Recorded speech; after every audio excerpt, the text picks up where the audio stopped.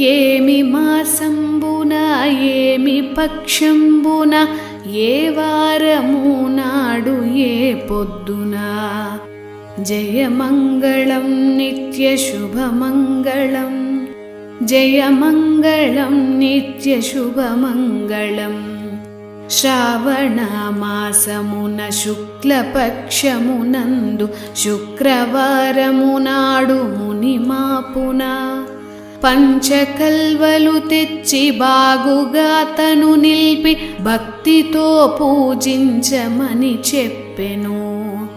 జయమంగళం నిత్య శుభమంగళం జయమంగళం నిత్య శుభమంగళం.